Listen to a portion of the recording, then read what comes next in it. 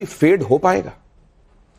देखिए, अनफॉर्चुनेटली ये फेड हो जाएगा। 26/11 फेड हो गया ना, 1993 के बॉम्ब ब्लास्ट फेड हो गए, अक्षरधाम फेड हो गया, पार्लियामेंट फेड हो गया, ये भी फेड हो जाएगा। ये एक सोसाइटल प्रॉब्लम है हमारे यहां पे। हम लोगों को गुस्सा नहीं आता। यहां पे 90% लोगों का खून ठंडा है। आज की तारीख में भी आप कहिएगा अपनी बात सर। वो कह रहे हैं, मैं इसे बताता रखता हूं, आप बोलिएगा अपनी, आप अपनी बात पूरी कीजिए। हम बहुत जल्दी भूल जाते हैं, हमारी मेमोरी बहुत कमजोर है और हमारा खून ठंडा है जी। दूसरी चीज, ये जो आप देख रहे हैं कि एक इंसान को मार दिया, ठीक है, you have killed a human being. थोड़ा और आगे आ जाइए। भारत जो है 1.4 बिलियन, 140 करोड़ लोग यहां पे रहते हैं, राइट। हम लोग पता नहीं क्या सोच रहे हैं।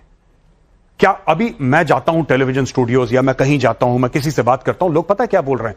आप तो ऐसे बोल रहे हैं, आवेश में आकर बोल रहे हैं, क्या इसके रिपरकशंस, क्या रिपरकशंस होंगे?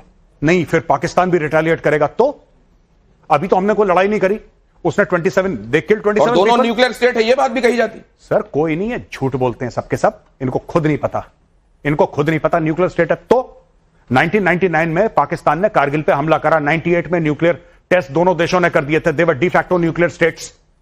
भारत न्यूक्लियर स्टेट है, भारत के पास न्यूक्लियर वेपन्स है, क्या इसने पाकिस्तान को रोका? और क्या पाकिस्तान ये करते हुए जो पीछे ये यहां इन तस्वीरों में दिखाई दे रहा है, क्या वो इस बात को कंसीडर करता है कि हमारे पास न्यूक्लियर वेपन? सर कुछ नहीं, आप अंदर जाइए पीओके के अंदर, उनके 100, 200, 300 लोग। मैं आज एक बात कहना चाहता हूं आपकी शो में, मेरे पास ज्यादा पैसे नहीं है, पर मेरी पूरी जिंदगी की कमाई, I am 52 years of age, मेरी पूरी जिंदगी की कमाई 1 करोड़ रुपए की है। आज मैं आपकी शो से ऐलान करता हूं कि जो आसिम मुनीर का सर काट के लाएगा, मैं उसको 1 करोड़ रुपए दूंगा। आप भी पैसा डालिए। आसिम मुनीर सबसे बड़ा विलेन, इसको बाकी सब के सब प्यादे। और ये आपके सामने एक सवाल, आतंक परस्त पाकिस्तान की नस वंस एंड फॉर ऑल वाला इलाज अगर करना है तो नस, जिसको जुगुलर वेन वो कहते हैं, वो तो बता दिया उन्होंने, कश्मीर को कहते हैं। यहां क्या है सर? एक गोली एक आतंकी, एक गोली एक पाकिस्तानी सैनिक। सर एक गोली एक पाकिस्तानी सैनिक भी नहीं। मैं आपको बताता हूं, जो प्रॉब्लम आपकी रावलपिंडी की है, आप उसको श्रीनगर में सॉल्व कर रहे हैं, और 35 साल से वही प्रॉब्लम आप कश्मीर में सॉल्व कर रहे हैं। प्रॉब्लम कहीं, देखिए 2 लेवल पे प्रॉब्लम है। एक जो पाकिस्तानी फौज और आईएसआई करवा रही है, दूसरा इंडिया के अंदर 5th कॉलम। मैं एक बात मैंने बहुत पहले बोली थी, आज मैं दोबारा रिपीट करता हूं, भारत का इतिहास है कि किले के दरवाजे अंदर से खुलते हैं। आप एक बात ध्यान रखिएगा। आपको क्या लगता है ये जो अटैक हो गया बिना लोकल सपोर्ट के हो गया? Is it possible? देखिए, आप अगर यहां से बंबई जाते हैं, आप एयरपोर्ट से बाहर निकलते हैं, आपको टैक्सी चाहिए, आपको होटल चाहिए, आप खरीदारी करने जाएंगे, आप बंबई नहीं जा सकते बिना लोकल सपोर्ट के। आपको लगता है कश्मीर में वो लोग 15 दिन रहे, उन्होंने पूरी रेकी करी? भी बोल लीजिए, इंटेलिजेंस एजेंसीज का कोई रोल नहीं है ऐसे फेलियर। मैं आपने बताता हूं, 2 चीजें। 1.5 घंटे तक आपने तस्वीरें दिखाई, तो मतलब क्या? एक मिनट, आपने तस्वीरें दिखाई। आप एक सवाल कर रहे हैं, उसका जवाब देंगे? इंटेल के संदर्भ में आपका क्या कहना है? बात पूरी करके आपका जवाब देंगे प्लीज। आपका सवाल समझ गया। यहाँ पे लोगों को इमोशनल करने की बात है। आप नहीं होते ना इमोशनल, ये देख के आप नहीं होते ना विवेक, आप नहीं होते। आप एक बार टेस्ट कराइएगा, आप इंसान या रोबोट हैं? क्या है? आप एक सेकंड, आपको इसको देख के दर्द नहीं होता? नहीं भड़काता। आपने पूछा इंटेलिजेंस को लेके आपका क्या कहना है? सवाल का जवाब एक मिनट, आप क्यों नहीं भड़काते लोगों को? आप क्यों नहीं भड़काते लोगों को? आप क्यों नहीं भड़काते लोगों को? मेरी सरकार है, आप भड़काइए, आप भड़काइए, कभी तो इनका खून खोलेगा। 1.5 घंटे तक वो पड़ा, कभी तो इनका खून खोलेगा। 1.5 घंटे तक उस आदमी की जान बच सकती थी। यहाँ तस्वीर दिखा रहे हो। एक मिनट, मैं आपको बताता हूं, मैं आपको बताता हूं, एक मिनट, मैं आपको बताता हूं। देखिए सुनिए, आने का मतलब विवेक सुनिए, एक मिनट, मैं आपको एक बात बताता हूं। आपको नहीं पता टेरेन के बारे में तो जान लीजिए, मैं आपको बता देता हूं इसका logical explanation. So then why are you sending? वो क्या कह रहे हैं? बीच में मत टोकिए, आप अपनी बात फिर करिएगा। एक मिनट विवेक, एक सेकंड शांत रहिए। मैं आपको बताता हूं हुआ क्या, और मैं आपको प्रैक्टिकल चीजें बताता हूं। बात यह है कि मीडिया में यह डिस्कशन चल रहा है पिछले 2-3 दिन से, जब से यह हुआ है ये अफसोसनाक टेररिस्ट अटैक। सब लोग कह रहे हैं वहां पे फौज नहीं थी, वहां पे फौज नहीं थी। क्यों नहीं थी? कोई लोग कह रहा है 1,80,000 सिपाही कम। आपने सुना होगा 1,80,000। मैं आपको बताता हूं इशू क्या था। कोविड के समय 2.5 साल तक भर्ती बंद थी फौज में। जो रिटायर हो गए वो बाहर जाते रहे, जाहिर सी बात है, जो रिटायर होगा बाहर जाएगा, अंदर आने के लिए कोई नहीं था। Over a period of time 60,000 का अगर आप एक फिगर लेते हैं एनुअलाइज्ड रिटायरमेंट का, 6 2 12, 6 3 18, 1,80,000 बंदे फौज में नहीं थे। अब क्या हुआ? भेज रहे थे वहां पे टूरिस्ट को हम लोग? एक मिनट सर, एक मिनट, हमारे पास सर एक मिनट सुनिए यार, एक मिनट। घंटे तक रोटी नहीं, एक सिक्योरिटी पर्सनल नहीं पहुंचा। विवेक सुनिए, ये सरकार को बता रहे हैं, एक मिनट विवेक, आप बात पूरी होने नहीं दे रहे। विवेक सुनिए, एक मिनट, बात तो उससे भी आगे निकल गई है। क्या वहां पर इलेक्शंस होने चाहिए थे? क्या इतनी जल्दी इलेक्शन वहां होने चाहिए थे? ये भी एक सवाल है। एक सेकंड रुकिए, विवेक बात पूरी होने दीजिए। बच सकता था दिनेश जी, वो आदमी बच सकता था। आप क्वेश्चन करिए सरकार को, देखिए रोको क्वेश्चन करिए।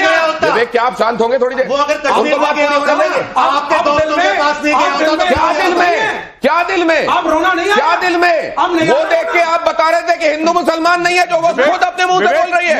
आपकी गलती है। अरे एक विवेक, सेकंड मैं एक बात रुकिए। बताऊं, I am very sorry to say, आपकी नॉलेज बहुत कम है हाँ। स्ट्रेटेजिक मामलों में। मेरा common sense बहुत अच्छा है। सर कॉमन सेंस छोड़ दीजिए, तैयारी नहीं है, लोगों एक को मत मिनट, भेजो। आपकी नॉलेज बहुत नहीं कम बता है सकते हो, नहीं फौज में आपकी। नहीं एक मत भेजो। मिनट, एक मिनट, ये जो आप बात करते हैं ना कि raw looks after foreign intelligence, ठीक है, पहली चीज। तो ये क्या, एक मिनट, ये लोकल इंटेलिजेंस नहीं नहीं, एक मिनट, ये देखिए, आपको मैं वही कहता हूं ना पाकिस्तानी ने कराया ना, सर, एक मिनट, अगर आपको नहीं पता है आप पूछिए मुझसे गौरव कैसे हुआ, आप बता दीजिए। मैं बताता हूं। इंटेलिजेंस इनपुट कौन सी एजेंसी ने देनी थी? मैं आपको बताता हूं। कौन फेल हुआ? सुनिए, उस एजेंसी का नाम बताइए हमें आज। एक मिनट, देखिए ऐसा है कि करीब 750 किलोमीटर की लाइन ऑफ कंट्रोल है, और लाइन ऑफ कंट्रोल जो है वो ज्यादातर आपकी जम्मू में है, कश्मीर में कम है।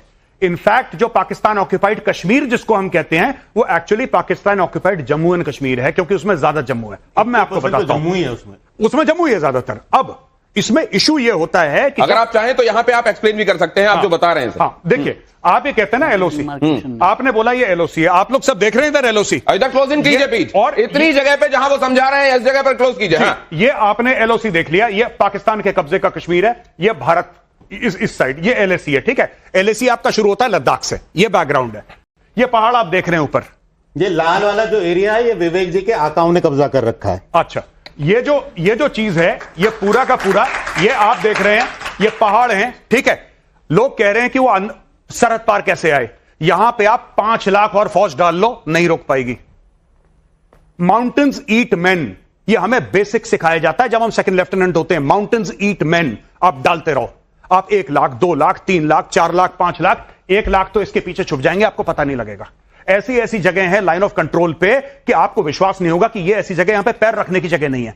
कैसे? मैं आपको छोटा सा एग्जांपल देता हूं। इंटरनेशनल बॉर्डर राजस्थान, कोई पहाड़ नहीं है, प्लेन है। मैं जैसलमेर गया, यह खबर मिली कि वहां से स्मगलर आए हैं। मैंने बीएसएफ के ऑफिसर से पूछा, जो उनका सीनियर ऑफिसर था, कमांडेंट था। मैंने बोला, साहब कैसे आ गए बंदे यहां पे? तो पूरी बीएसएफ है। उन्होंने गाड़ी में बैठाया, मुझे ले गए। सैंड ड्यून्स होते हैं, रेत के पहाड़, ये पूरा फेंस है, इलेक्ट्रिकल फेंस है पूरा। कोई आएगा, बिजली से झटका लगेगा, मर जाएगा। मैंने बोला फेंस लगा हुआ है? कह रहे मेजर साहब मेरे साथ आओ। अपनी गाड़ी में पर्सनली बैठा के ले गए।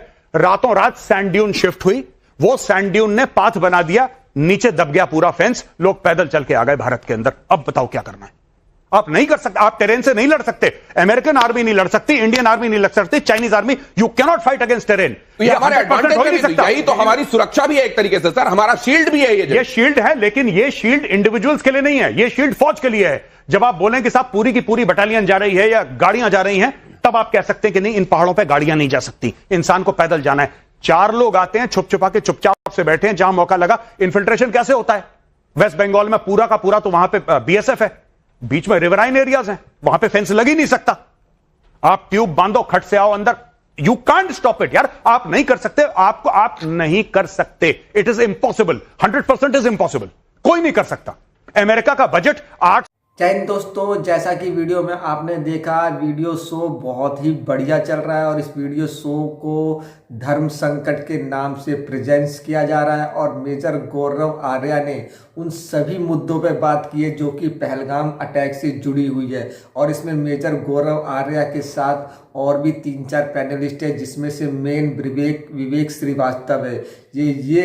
ये वो पैनलिस्ट है जो कि प्रोपेगेंडा करने का बादशाह माना जाता है और इसने कभी भी इंडिया की ज़रूरत को ध्यान में रखते हुए कभी भी इंडिया के पक्ष में कोई बात नहीं बोली। तो दोस्तों ये कन्फर्म है, ये आप जहनी तौर पे समझ लीजिए, ये विवेक श्रीवास्तव आईएसआई का एजेंट है और ये इसी काम में लगा हुआ है इंडिया को तोड़ने में, क्योंकि आईएसआई एजेंट्स द्वारा जैसे कि लोगों को बरगलाते हैं, यहाँ तक कि अच्छे अच्छे साइंटिस्टों को लड़की बनकर बात कर लेते हैं, उन्हें पक्ष में कर लेते हैं। ये आप समझिए, ये 140 करोड़ हिंदुओं से मेरी अपील है कि इनके प्रोपेगेंडा को समझिए। आईएसआई एजेंट से या तो विवेक श्रीवास्तव के परिवार को एक बहुत बड़ी या तो धमकी दे रखी होगी, या मान लीजिए इन्हें बहुत ज़्यादा पैसे खिला रखे होंगे, तभी ये पाकिस्तान का ज़्यादा साथ देता है। हिंदुस्तान में तो ये ना के बराबर कुछ बोलता है। तो आप समझिए, इसी की पोल मेजर गौरव आर्या ने खोली है और इतना बड़ा इनाम पाकिस्तानी आर्मी जनरल के ऊपर रखा है। तो आप समझिए, क्योंकि बिना जम्मू कश्मीर के जो युवा है, बिना उनके सपोर्ट के पाकिस्तान इतनी बड़ा, उनके जो टेररिस्ट है पहलगाम में इतना बड़ा हमला नहीं कर सकते। या आप लोग समझिए, आप इतने सारे लोग वीडियो देखते हैं, क्या आप में थोड़ी सी भी अकल नहीं है? मेजर गौरव आर्या बिल्कुल ठीक कह रहे हैं। इंडिया के 90% हिंदुओं का खून एकदम ठंडा हो चुका है और उसमें से 10-20%, 40% आपको ऐसे भी मिल जाएंगे। हिंदुओं की बात कर रहा हूँ मैं, जो कि हिंदुओं में से कम 50% गद्दार भी हैं जो पाकिस्तान का साथ दे रहे हैं। आप इसका उदाहरण एग्जाम्पल बॉलीवुड में से ले लीजिए। इतनी सब घटनाएं होने के बावजूद भी हिंदू गर्ल्स मुस्लिम लड़कों से शादी कर रही है। इसका क्या हिसाब लगा सकते हैं आप? तो वही पोल जो मेजर गौरव आर्या ने खोली है बिल्कुल ठीक कही है कि जम्मू कश्मीर के लोगों के मन में इतनी नफरत डाल रखी है कि इन्होंने 90 में जो कश्मीरी पंडितों को भगाया था, ये हिंदुओं से उसी तरीके से नफरत करते हैं जो कि आसिम मुनीर करता है। तो इसके लिए सरकार को कदम उठाने चाहिए और इसके लिए एक बहुत ही सोची समझी कुछ ऐसी प्लानिंग करनी चाहिए जिससे कि ये कारनामा या वहाँ के जो लोकल सपोर्ट है जो कि इन टेररिस्टों की हेल्प कर रहे हैं, उनको ऐसा दंड दिया जाए या ऐसा उन्हें मजा चखाया जाए जिससे कि वो काम जिंदगी में दोबारा ना कर सके। तो क्या कहना है दोस्तों आपका मेजर गौरव आर्या के बारे में? मेजर गौरव आर्या ने जिस तरीके से डिबेट में समझाया है, तो आपको क्या लगता है कि क्या आम पब्लिक या इंडियन हिंदू पब्लिक इस बात को समझ पाएगी कि नहीं? अपने कमेंट सेक्शन में अपनी राय जरूर दीजिए। हो सके तो इस वीडियो को बहुत ज़्यादा लाइक और शेयर कीजिए। मिलते हैं एक और अच्छी वीडियो में, और अगर आप हमारे इस चैनल पर नए हैं तो ज़रूर इसे सब्सक्राइब करें। लाइक करने का कोई भी पैसा नहीं लगता है। तो मिलते हैं और भी अच्छी वीडियो में। जय हिंद।